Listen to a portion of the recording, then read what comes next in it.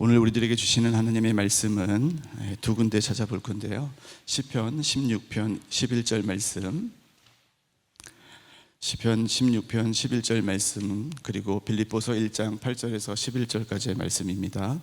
먼저 시편 16편 11절 말씀 보겠습니다. 함께 읽습니다. 시작.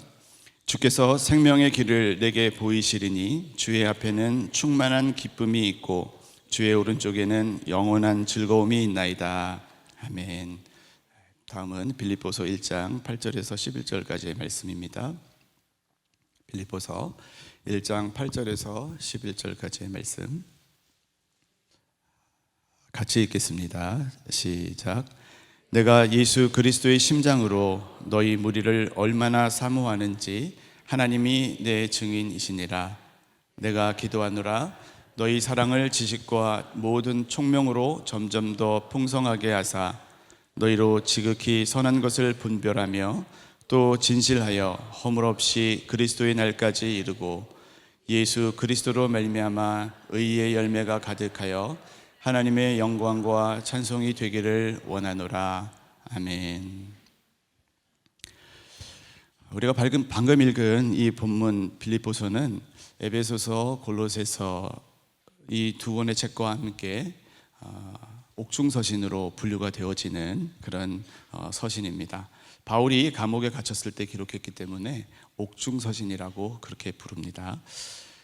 바울은 다메섹 도상에서 예수를 만난 이후로 세 번에 걸쳐서 선교 여행을 떠났던 것을 여러분들이 잘 아시죠? 지난주에 시작한 빌드업 선교학교에서 이번에는 바울의 1차 선교 여행을 다루고 있습니다. 바울이 이렇게 평생 세 번에 걸쳐서 선교 여행을 했던 것처럼 우연인지는 모르겠지만 바울은 세 번에 걸쳐서 또 감옥에 갇히기도 했었습니다. 첫 번째 감옥에 갇혔을 때 가이사랴에서 2년 동안 옥살이를 했고요. 그리고 로마에서 3년 동안 감옥에 갇혀 있으면서 재판을 기다렸습니다. 이때가 두 번째 감옥에 갇혔을 때인데 그리고 세 번째 로마에서 감옥에 갇혔을 때 그때 감옥에서 순교하게 되죠. 이렇게 바울은 세 번에 걸쳐서 선교 여행을 했고 또 세 번에 걸쳐서 감옥살이를 했습니다. 그 중에서 두 번째 감옥에 갇혔을 때 기록한 편지가 에베소서, 빌립보서, 골로새서 그리고 빌레몬서입니다. 이 네 권의 서신을 옥중서신이라고 그러는데 빌레몬서는 개인에게 보낸 편지이기 때문에 보통은 옥중서신으로 세 개, 에베소서, 빌립보서, 골로새서 이 세 가지를 옥중서신이라고 그렇게 부릅니다. 근데 이것이 귀한 이유가 사도 바울이 감옥에 갇혀서 언제 죽을지 알 수 없는 그런 정말 어려운 상황 가운데 쓴 편지이기 때문에 귀하고 특별하게 여겨집니다. 그 중에서도 빌립보서는 조금 더 특별한데요. 빌립보서는 옥중서신이라고 하는 별명 외에 다른 별명이 또 한 가지가 있습니다. 그 별명은 기쁨의 서신입니다.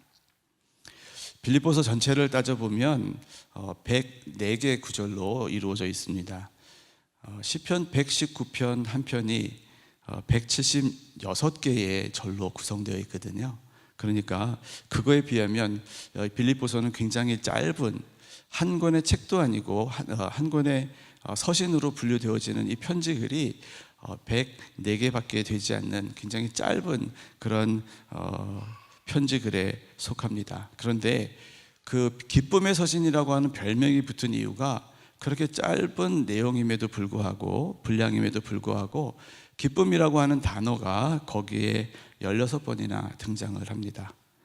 그러니까 빌립보서 안에는 기쁨으로 가득 차 있다라고 그렇게 표현을 할 수 있을 만큼 그렇게 기쁨으로 가득 차 있다라고 하는 것입니다.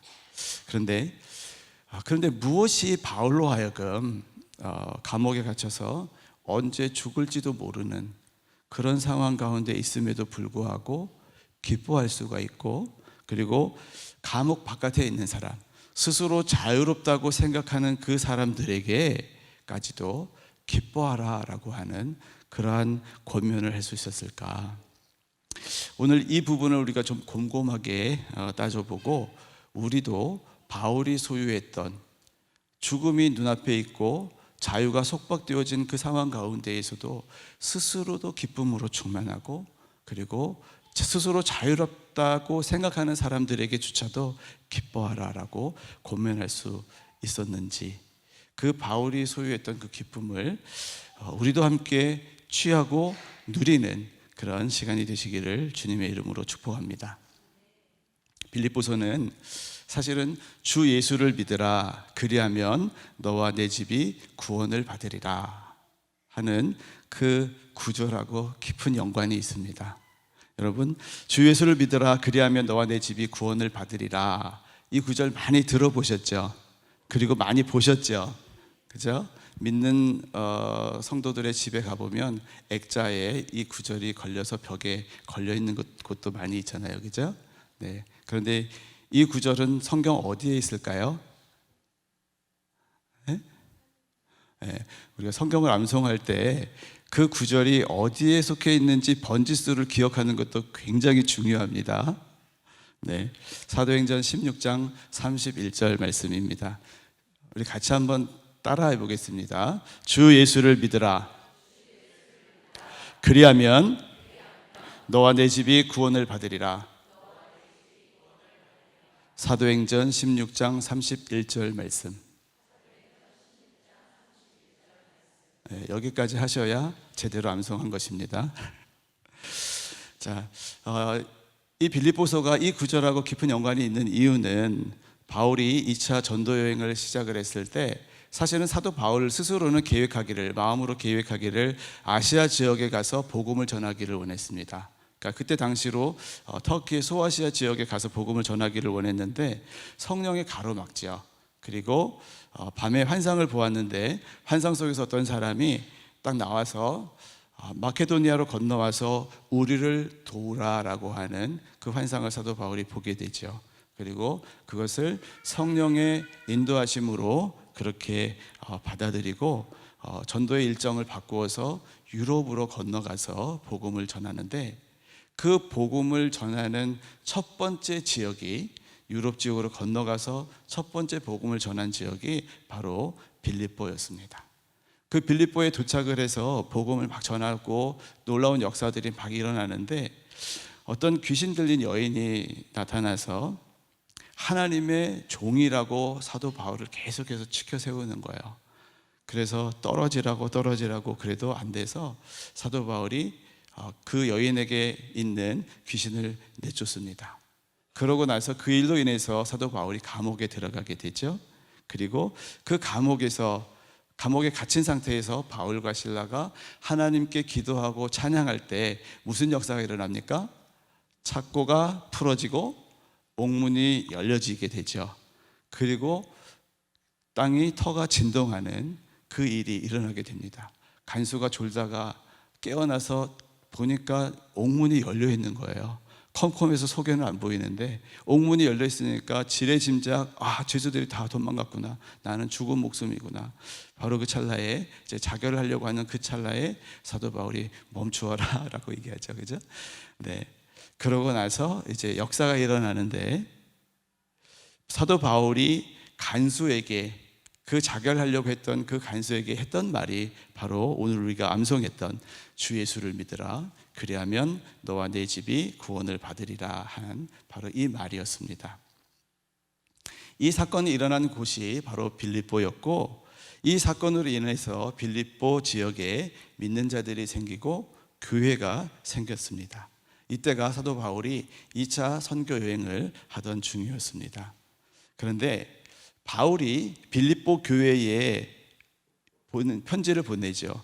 그 편지가 바로 빌립보서인데 이 빌립보서는 사도 바울이 3차 전도 여행을 다 마치고 나서 로마에 잡혀가서 3년 동안 이 로마 감옥에 갇혀 있으면서 언제 죽을지 모르고 그리고 재판을 기다리는 중에 기록한 책이 바로 빌립보서입니다. 옥중에 갇혀서 언제 죽을지도 모르는 그런 절체절명의 또 두려움의 시간 가운데 사도 바울은 어떻게 보면 태평하게 편지를 썼는데 그 편지에 나를 빨리 이 감옥에서 나갈 수 있도록 주님께 간구해 주세요. 뭐가 필요하니 주님께 간구해 주세요. 이런 기도 제목이 아니라 그냥 사도 바울이 빌립보 교인들에게 보낸 편지에는 기뻐하라, 기뻐하라 였습니다. 빌립보서는 그래서 정말로 귀하고 특별하다. 그래서 기쁨의 서신이라고 하는 별명이 붙었다는 것이죠. 죽음 앞에 있는 이 사도 바울이 사랑했던 빌립보 교회에 남기고 싶었던 그 마지막 말씀이, 유언과 같은 그 말씀이 기뻐하라, 기뻐하라 였다는 겁니다. 우리 빌립보서 2장 18절 말씀을 같이 한번 읽어보도록 하겠습니다. 빌립보서 2장 18절 말씀입니다.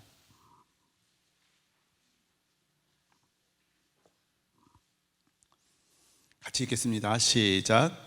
이와 같이 너희도 기뻐하고 나와 함께 기뻐하라. 아니, 꼭 요것만 보면은 잔치집에 있는 사람 같습니다. 기뻐해. 나와 같이 기뻐해. 춤을 추자. 나와 같이 춤을 추자. 마치 이런 뉘앙스로 들리는 구절입니다. 옥에 갇혀서 언제 죽을지 모르는 그런 바울이 어떻게 스스로도 이렇게 기뻐할 수 있었을까? 그리고 다른 사람에게 기뻐하라고 권면할 수 있었을까? 바울이 이렇게 기뻐할 수 있는 이유가 사실은 빌립보서 첫 장에 나와 있습니다. 궁금하시죠? 찾아보겠습니다. 빌립보서 1장 8절 말씀입니다. 1장 8절 말씀 같이 읽습니다. 시작. 내가 예수 그리스도의 심장으로 너희 무리를 얼마나 사모하는지 하나님이 내 증인이시니라. 아멘. 사도 바울은 자기의 심장으로 사는 사람이 아니었습니다. 예수 그리스도의 심장으로 사는 그런 사람이었습니다. 유기성 목사님 버전으로 하면 나는 죽고 예수로 사는 사람이었다는 것입니다. 하나님의 마음이 부어지니까 나는 온데간데 없고 오직 주님만이 보이시고 또 주님이 사랑하는 그 영혼들을 바라보고 사랑하게 되었다는 것입니다. 주님의 마음이 부어지니까 하늘의 평강이 임하고 그리고 내가 갇혀있는 이 상황, 언제 죽을지 모르는 두려움의 상황은 눈에 보여지지 않고 주님만이 보이고 그리고 주님이 나로 하여금 복음을 전하게 하고 생명을 얻게 한 그 빌립보 교인들이 보이고 그래서 기쁨으로 충만했다라고 하는 것입니다. 여러분, 사실은 사람이라고 하는 존재는 처한 상황이나 형편이 중요한 게 아니라 마음이 중요합니다. 마음이 기쁘고 강건하면 주변의 상황이 아무리 나쁘고 절망적이어도 평안합니다. 그 마음에 임한 평안과 기쁨이 그 자신의 처한 상황과 형편을 이기게 하는 힘이 되어집니다. 여러분, 골리앗 앞에선 다윗을 한번 상상해 보시기를 바랍니다. 블레셋 군대와 이스라엘 군대가 대치하면서 골리앗이 그 사이에 나와서 하나님을 모욕하고 이스라엘 백성들을 군대를 조롱할 때 그 앞에 있던 골리앗 앞에 마주 보이던 이스라엘 군대들은 다 두려워 물러나 떨고 있었습니다. 오직 다윗만이 덜쳐 일어나 골리앗 앞에 서고 마주하고 대적했습니다. 그때 그 골리앗 앞에 다윗이 했던 말 여러분 기억하시지요? 너는 칼과 창과 단창으로 내게 오거니와 나는 만군의 여호와의 이름으로 내게 가노라. 주님이 사도 다윗의 마음을 그렇게 지배하고 다윗은 없고 주님이 계시기에 다윗은 골리앗 앞에 과감하게 대적할 수 있었다라고 하는 것입니다. 우리의 마음을 주님께서 다스리시고 주님께서 완전하게 지배하시게 될 때 우리가 처한 상황이나 형편은 사실 아무것도 아니다라고 하는 사실입니다. 반면에 아무리 상황과 형편이 좋아도 마음이 건강하지 못하면 어떻게 되죠? 그 사람의 삶은 무너지게 되죠. 며칠 전에도 연예인 한 사람이 또 세상을 떠나는 그런 슬픈 소식을 접하지 않았습니까? 그러니까 아무리 환경이 좋아도 마음이 무너지면 무너지게 된다라고 하는 것입니다. 세상을 의지하고 세상이 오라는 대로 갔다가는 그 결말은 멸망이다라고 하는 것입니다. 그래서 마음의 강건함은 주님을 의지할 때만이 주어지는 것입니다.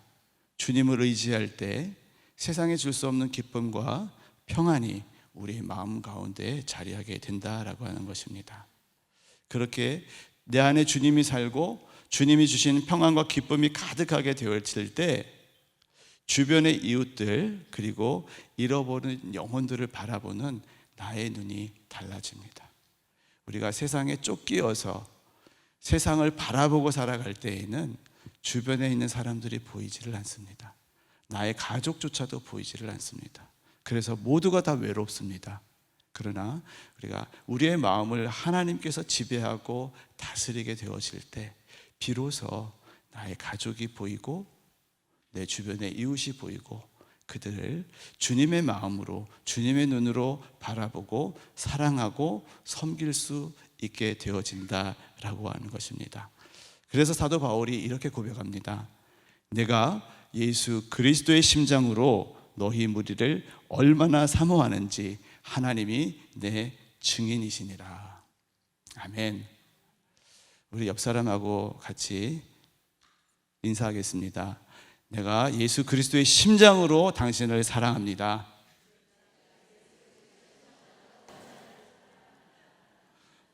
네, 이번에는 전후 좌우로 인사할까요? 전후로. 내가 예수 그리스도의 심장으로 당신을 사랑합니다.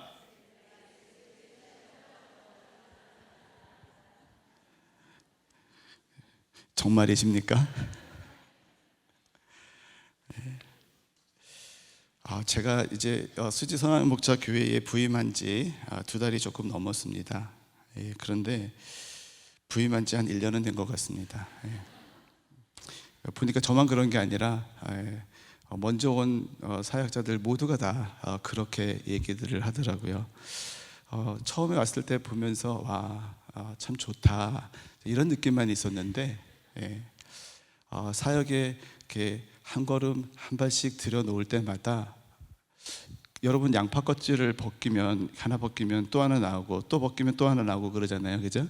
그래서 근데 요거 하면 끝나겠지 싶은데 또 하나가 주어지고 요거 하나 끝내면 되겠지 하는데 또 하나가 주어지고 이렇게 막 이렇게 포개지고 엎어지고 계속해서 쌓이고 얼마나 감사한지 모르겠습니다.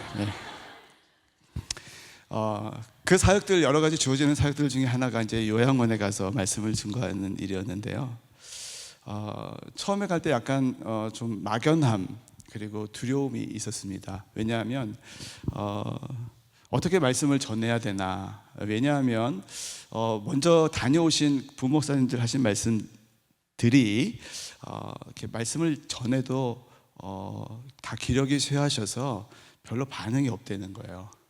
그래서 이 반응이 별로 없다는데 어떻게 제가 말씀을 준비해야 되나라고 그렇게 기도하는데 계속 두 가지 본문이 이제 이건가 뭔가 이렇게 확실치가 않았어요.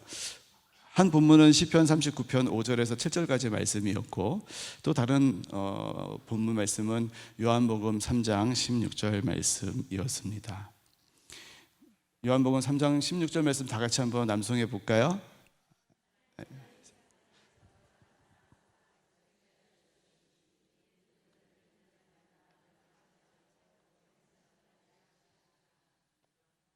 네, 요한복음 3장 16절 말씀. 네, 여기까지 하셔야 암송 완료입니다. 네, 이 본문 말씀 여러분들 다 익숙하시니까 스킵하고요. 시편 39편 5절에서 7절 말씀은 직접 찾아서 한번 읽어보도록 하겠습니다.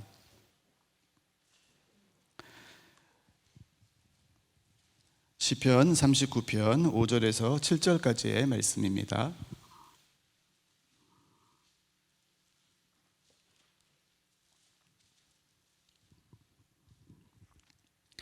같이 읽도록 하겠습니다. 시작. 주께서 나의 날을 한 뼘 길이만큼 되게 하심에 나의 일생이 주 앞에는 없는 것 같사오니 사람은 그가 든든히 서 있는 때에도 진실로 모두가 허사뿐이니이다. 진실로 각 사람은 그림자같이 다니고 헛된 일로 소란하며 재물을 쌓으니 누가 거둘는지 알지 못하나이다. 주여, 이제 내가 무엇을 바라리요?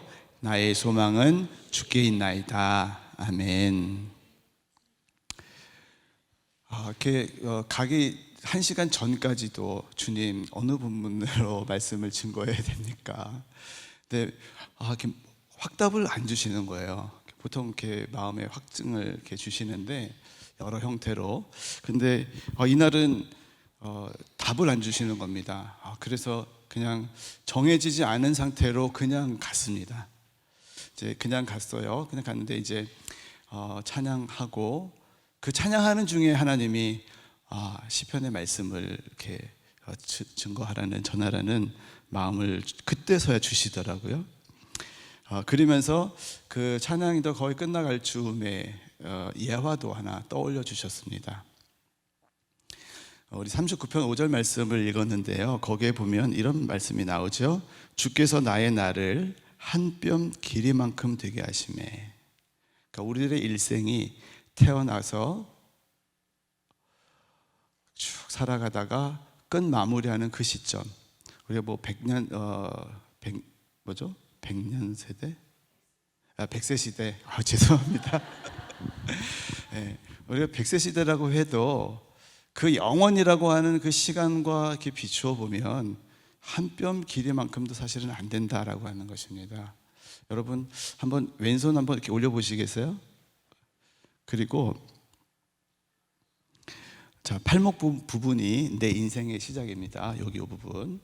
여기서 이제 내 인생의 끝은 세 번째 손가락 제일 길죠? 여기가 내 인생의 끝입니다. 자, 이제 나의 인생은 요 팔목 끝에서부터 요 셋째 손가락 끝에까지 요 사이에 어느 지점에 있는지 한번 콕 집어 보실까요? 예, 일부러 왼쪽으로 자꾸 가려고 하지 마세요. 주님은 다 아세요. 예.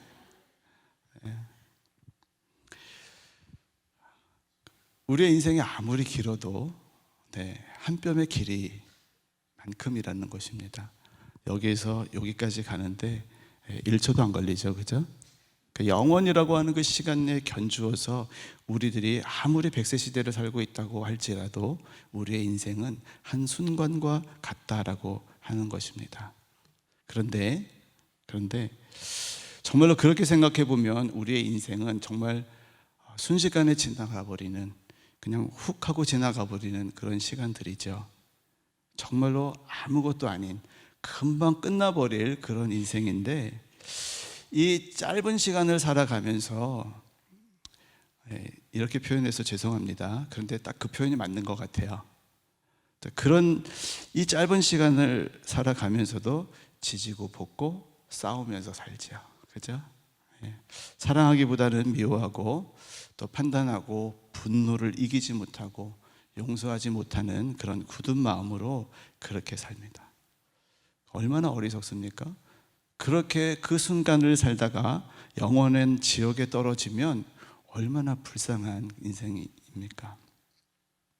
근데 그것도 모자라서 싸우고 지지고 볶고 하는 것도 모자라서 가져가지도 못할 것들을 붙들고서 쌓아 올리고 또 그것 없다고 슬퍼하고 좌절하고 절망하고 그렇게 살아간다라고 하는 것입니다. 그때 이제 시편 39편이 5절에서 7절 말씀과 함께 예화로 떠올려 주신 것이 노인과 바다라고 하는 해밍웨이의 소설입니다. 여러분 노인과 바다 잘 아시죠? 그죠? 네.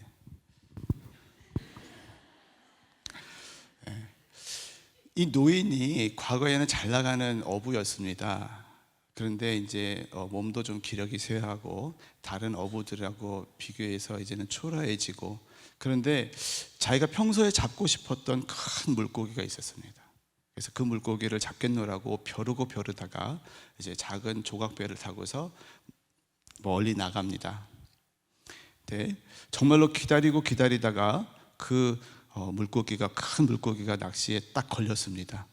근데 이 물고기가 얼마나 큰지 이 노인이 그 물고기와 사투를 벌입니다. 그러니까 물고기가 너무 커가지고서 이 조각배가 감당을 못해요. 그래서 물고기가 배를 끌고 다닙니다. 그래서 끈을 풀었다가 당겼다가 밤새도록 며칠 동안을 지칩니다. 그러다가 이제 결국에는 이 노인이 이 물고기를 이겼습니다. 천신만고 끝에서 이 물고기를 잡았는데 너무 커가지고서 이 조각배에 끌어올리지는 못하고 하는 수 없이 그냥 노를 저어서 그냥 끌고 이제 해변가로 가게 되죠. 며칠 걸려 오는 중에 이미 그 물고기는 상어가 다 뜯어 먹어가지고 해변에 도착했을 때는 뭐만 남았죠? 네, 뼈만 남았죠. 우리의 인생이 이렇다라고 하는 거죠. 그러니까 아무리 이 땅 가운데에서 지지고 볶고 싸우고 쌓아 올리고 가지고 더 가지고 그렇게 애쓰며 아둥바둥 살지라도 결국에는 뼈만 남는 아무것도 챙길 수 없는 그런 인생이다라고 하는 것입니다. 그러니까 공술에 공수고 빈손으로 왔다가 빈손으로 간다라는 그 말도 있지 않습니까? 근데 이 말씀을 그분들에게 이렇게 증거하는데 전하는데 반응이 없어요 라고 하는 반응이 아니더라고요. 굉장히 말똥말똥 아주 빛나는 눈으로 이렇게 말씀을 받으시는데 그렇게 설교가 끝났습니다. 할머니 한 분께서 설교가 끝나고 예배 끝났는데 할머니 한 분이 이렇게 말씀하시는 거예요. 나 목사님한테 안수 받을래요. 이렇게 말씀을 하시는 거예요. 그래서 안수하기 전에 할머니께 제가 여쭈었습니다. 할머니 무엇을 위해서 기도할까요? 어디가 많이 아프세요? 이렇게 여쭈었더니까 그 할머니가 이렇게 말씀을 하십니다. 이제 나이가 들어서 어디 한 군데 성한 데가 없고 다 아파요. 그런 기도 필요 없고 그냥 남은 시간 잘 보내다가 천국 가게 기도해 주세요. 제가 그 말씀을 듣는데 마음이 뭉클해지더라고요. 그래서 할머니 머리에 손을 얹고 안수하는데 여러분 목사님들께서 안수할 때 때로는 그 안수 받으시는 분의 영적인 상태에 따라서 주님께서 이분에게 기름 부으시는 것을 안수하는 목사님들이 느끼실 수가 있습니다. 그런데 바로 그때 정말로 성령님께서 폭포수와 같은 은혜를 이렇게 그분께 부어주시는 것이 이렇게 확실하게 느껴지더라고요. 기도도 충만하게 나오고 그래서 그 기도하는 모습을 보시던 다른 할머니 한 분께서도 저도 안수해 주세요. 사역하는 사역자에게 있어서 이런 반응을 접하게 되어질 때 그것이 커다란 기쁨입니다. 커다란 보람입니다. 감히 사도 바울과 비교할 수는 없어도 빌립보서에서 말하는 그 기쁨이 바로 그런 종류의 기쁨이 아닐까 생각해 봅니다. 여러분들도 전도부 하시는 분들 잘 아시잖아요, 그죠? 전도하러 나가기 전에는 뭔가 마음이 팍팍하고 뭔가 좀 거리껴지고 나가기 싫고 막 이런 마음이 들다가도 같이 기도 열심히 하고 전도하러 나가면 힘이 나고 또 이런저런 사람들이 반응하는 것을 보면서 보람을 얻고 기쁨이 충만해지는 그 기쁨은 시험에서 100점 맞았을 때의 기쁨 뭐 이런 기쁨하고는 다르죠, 그죠? 갯돈 탈 때의 기쁨 뭐 이런 기쁨하고는 비교가 안 되는 그런 기쁨이잖아요. 해보신 분들은 아세요. 여러분 도전해 보시기를 바랍니다. 저는 12년 동안 한국이 아닌 선교지에서 사역을 했습니다. 좋은 날도 기쁜 날도 많았지만 힘들고 지치는 날도 많이 있었습니다. 아무리 열심히 사역을 해도 사역의 열매가 기대한 만큼 맺어지지 않을 때 그 답답하고 지치는 그 마음은 어떻게 잘 표현이 되지를 않습니다. 제가 사역한 그 지역 자체가 이슬람 지역이고 또 선교사의 신분으로는 있을 수가 없는 그런 지역이었습니다. 그러니까 공개적으로 사역을 할 수가 없지요. 교회가 개척되어지고 예배를 드릴 때에도 소리가 새어 나갈세라 창문을 꼭꼭 잠그고, 그리고 또 출입문, 현관문도 꼭 걸어 잠그고 그렇게 예배를 드려야 했습니다. 꼭 시간 맞춰서 예배 시간 전에 꼭 와라 이렇게 말을 해도 꼭 예배 시간 시작된 다음에 초인종을 띵동하고 누르는 그런 사람들이 있어요. 그러면 예배를 드리다가도 바짝 긴장합니다. 혹시 이런 마음이 들어서 바짝 긴장을 해요. 근데 또 이렇게 문을 열어보면 우리 형제고 우리 자매면 그다음에 안도하면서도 속에서 이렇게 올라옵니다. 네, 여러분 예배 시간 잘 지키시기를 바랍니다. 네. 그러다 보니까 그 지역 자체가 그런 지역이다 보니까 직접적으로 복음을 전할 수가 없습니다. 그냥 한 사람 한 사람 친구가 되어지고 또 집으로 초대하고 또 때로는 이제 관계가 형성되어서 초대받아서 가기도 하고 막 이렇게 주거니 받거니 교제하다가 어느 순간에 이제 주님 이제는 찔러도 되겠습니까? 이제는 복음을 전해도 되겠습니까? 이제 이런 확신이 들면 그제서 이제 복음을 전합니다. 이제 그렇게 해서 한 사람 한 사람 그리고 한 가정 한 가정 교회로 인도하고 또 예배를 함께 드렸습니다. 그런데 교회로 인도를 해도 이 사람들은 그냥 늘 손님이에요. 왜냐하면 이슬람 문화 자체가 남의 집에 가면 손님 대접 받는 것이 당연합니다. 왜냐하면 그 꾸란에 너희 집에 찾아온 손님에게 극진하게 대접하라고 그렇게 기록되어 있거든요. 그러니까 자기 집에 찾아온 손님을 극진하게 대접을 합니다. 그러니까 이분들이 어디를 왔어요? 저희 집에 왔잖아요. 그러니까 그 사람들은 무슨 권리가 있습니까? 극진하게 대접받을 권리가 있는 거예요. 역으로 저희들은 어떻게 됩니까? 극진하게 섬겨야 될 의무가 있습니다. 뭐 예배 이렇게 교회 건물이 있는 것도 아니고 예배 처소가 따로 있는 것도 아니고 그냥 저희 집에서 예배를 드리다 보니까 오긴 오는데 그냥 손님인 거예요. 계속 이게 1년이 지나고 2년이 지나고 3년이 지나도 그냥 손님인 거예요. 아무리 말씀을 증거해도 일주일에 한 번 만나가지고서는 이 사람들의 이 벽을 어떻게 뚫을 수가 없는 겁니다. 그렇게 씨름하면서 이제 교회 사역을 하다가 기도하면서 공동체 사역을 하라고 하는 마음을 주셔서 이제 공동체 사역을 시작을 했습니다. 같이 사는 거예요. 그러니까 이슬람 문화권이기는 하지만 복음을 듣고 또 자기 집에서 자기가 예수 그리스도를 믿는다라고 하는 사실이 발각이 돼서 핍박받는 그런 자매들이 있었는데 그 자매들과 함께 살았습니다. 새벽에는 새벽 예배 드리고 저녁에는 제자 훈련, 유기성 목사님의 예수님의 사람 그 교재를 번역을 해서 저녁에는 제자 훈련을 했습니다. 그렇게 살다 보니까 이렇게 아웅다웅 지지고 볶고 이렇게 살다 보니까 변화가 생기는 거예요. 전에는 가면 쓰고 저희 집에 앉아서 예배 드리는 척을 했는데 이제는 그 실체가 다 드러나고 그 실체가 드러나면서 말씀 안에서 그의 삶이 다루어지게 되어지니까 그제서야 변화가 시작이 되어지고 또 그 자매들을 통해서 교회의 기둥이 세워지게 되었습니다.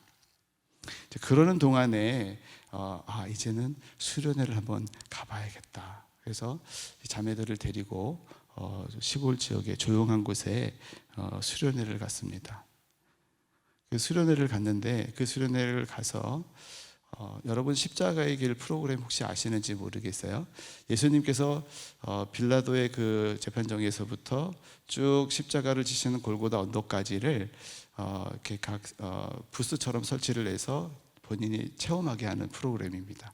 그래서 나무 좀 이렇게 좀 큰 나무를 십자가를 만들어서 직접 지고 가게도 하고, 또 땀방울이 핏방울이 되기까지 기도하신 그 예수님처럼 기도하게도 하고, 그리고 이제 죽은 다음에 굴은 없으니까 이제 관 비슷하게 만들어서 거기 한번 누워보기도 하고, 자기가 죽었다라고 하는 사실을 그렇게 경험하기도 하고, 그러고 이제 발을 씻겨주기도 하고, 그러니까 서로의 발을 씻겨주면서 굉장히 은혜를 받더라고요.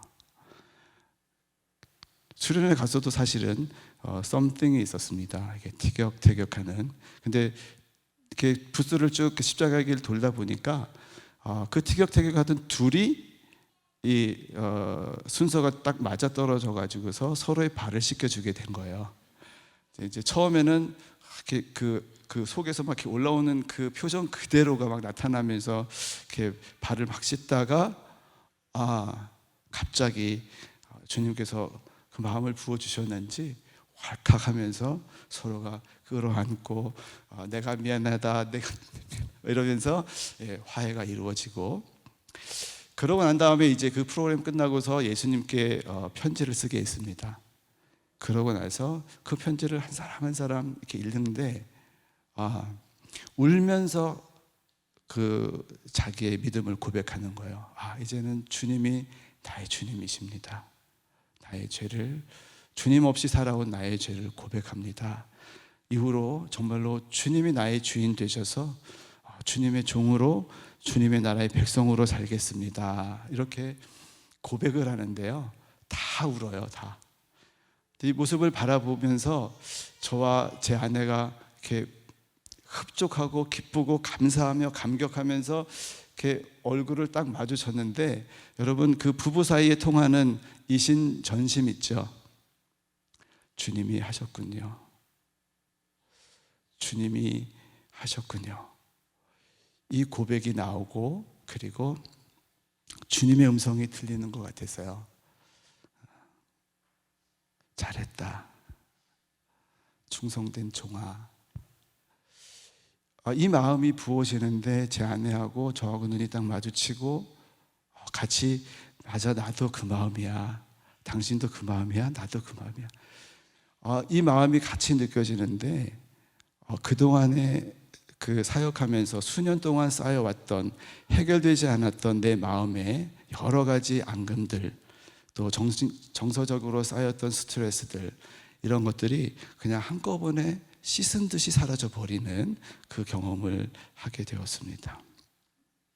그리고 그 수련을 마치고 그해 겨울에 처음으로 옆 나라에 저희 교회하고 공동체에서 자랐던 현지인들을 데리고 단기 선교를 갔습니다. 거기서도 큰 은혜가 있었는데요.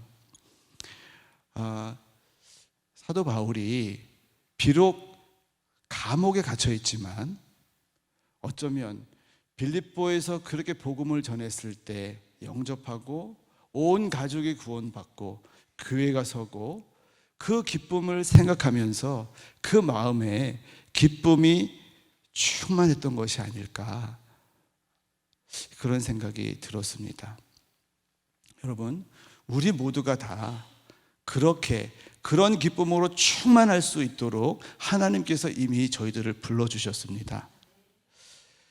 손바닥 길이만도 못한 인생을 살아가는 동안에 여러분, 아웅다웅 지지고 볶고 티격태격 하지 마시고 이 기쁨으로 충만하게 부어지시기를 주님의 이름으로 축복합니다.